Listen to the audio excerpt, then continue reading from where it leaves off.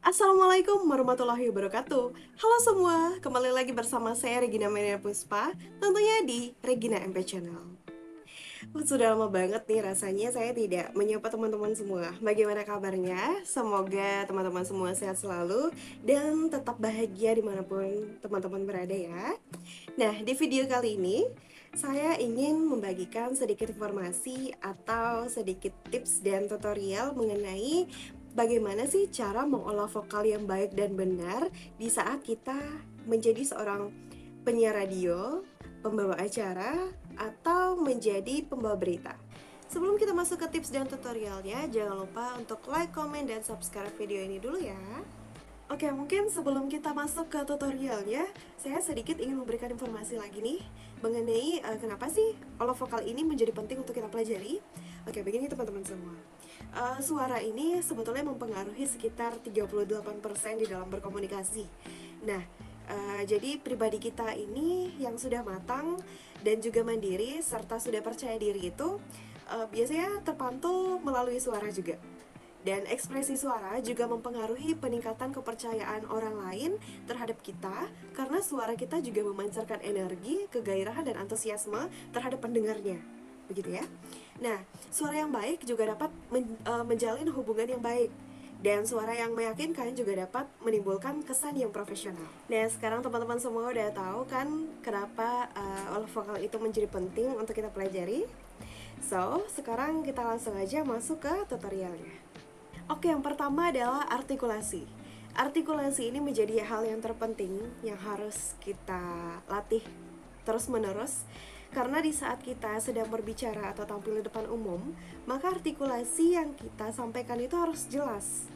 Kenapa? Karena kadang kita tidak sadar di saat kita sedang berbicara, kadang kita berbicara terlalu cepat. Jadinya orang lain yang mendengarkan kita itu terganggu atau hal-hal yang kita sampaikan itu kurang jelas gitu. Ada salah satu cara dasar yang bisa teman-teman semua praktekkan dimanapun berada untuk membuat artikulasi kita menjadi terdengar lebih jelas dan baik. Nah, caranya ialah dengan mengulang-ulang pengucapan huruf-huruf vokal.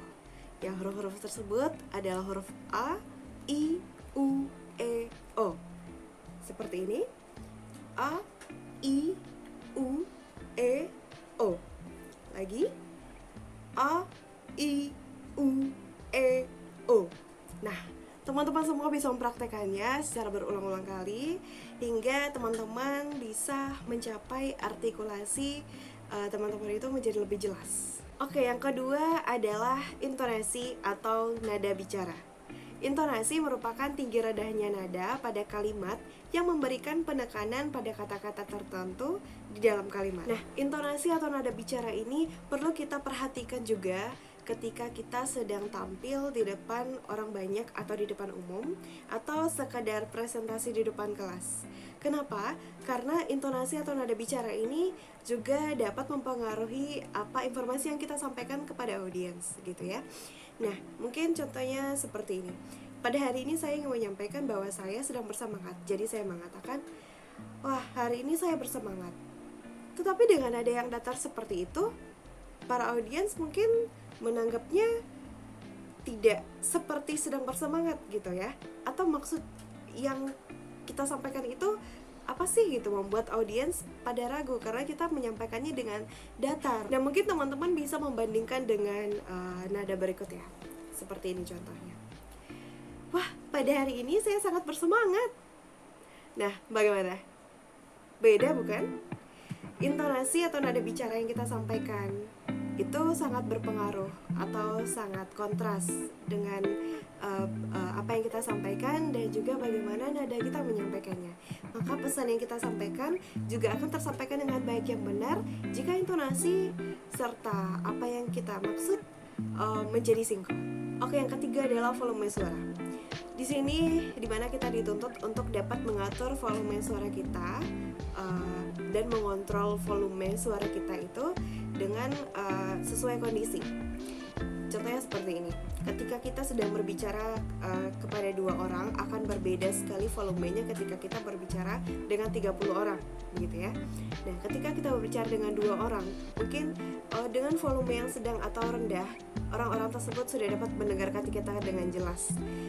Dibandingkan kita berbicara dengan 30 orang, ketika kita menggunakan volume suara yang rendah, mungkin pesan yang kita sampaikan itu tidak tersampaikan dengan jelas dan disampaikan secara keseluruhan. Maka di situ kita diperbolehkan untuk menggunakan volume suara yang tinggi. Kemudian adalah speed atau tempo. Speed atau tempo ini merupakan kecepatan bicara atau cepat lambatnya pengucapan. Nah, hal ini juga dapat berpengaruh ya terhadap kita agar penyampaian informasi kita itu tersampaikan dengan baik dan benar.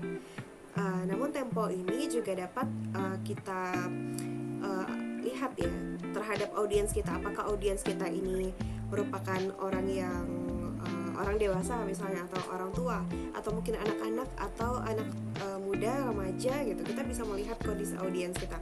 Ketika kita berbicara dengan audiens yang lebih tua, maka kemungkinan kita bisa menggunakan tempo bicara yang cukup pelan atau sedang agar mereka dapat mencerna apa yang kita maksud itu dengan jelas. Nah, mungkin juga dengan audiens kita yang memiliki umur yang lebih muda atau anak-anak, kita bisa memainkan speed atau kecepatan bicara kita itu dengan tempo yang sedang ataukah cepat gitu.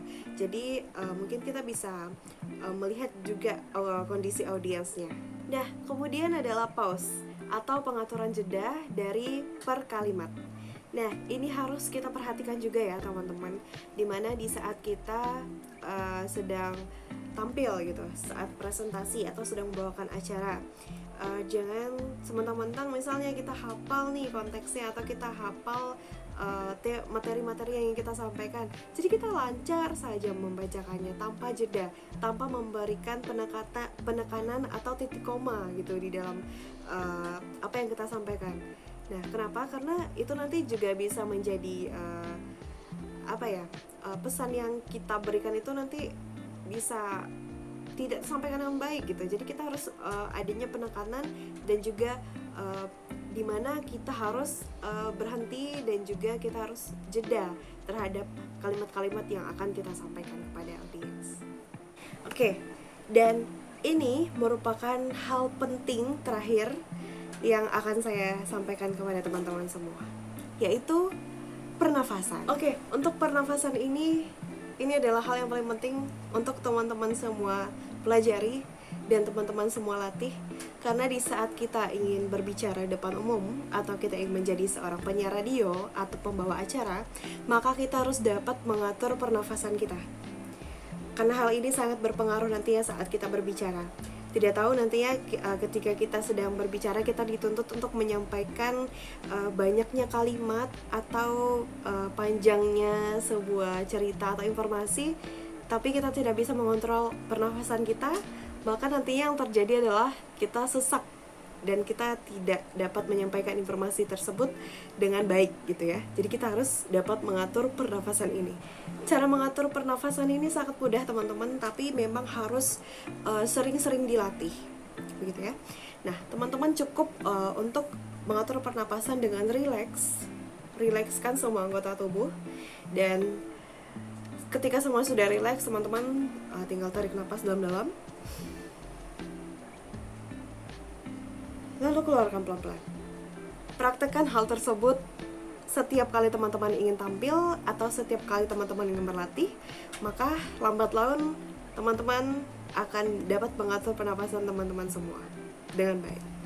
Nah teman-teman semua, itulah tadi beberapa tips yang dapat saya bagikan kepada teman-teman tentang bagaimana caranya melatih olah vokal dengan baik agar teman-teman semua dapat mencapai tujuan, yaitu menjadi seorang public speaker yang baik, pembawa acara, penyiar radio, pembawa berita dan lain sebagainya dengan lancar. Bagaimana teman-teman berkomunikasi dengan lancar, dan semoga video kali ini bermanfaat dan dapat membantu teman-teman semua dalam mengatasi masalah olah vokal. Dan terima kasih telah menyaksikan video ini. Sampai jumpa di video berikutnya. Bye bye.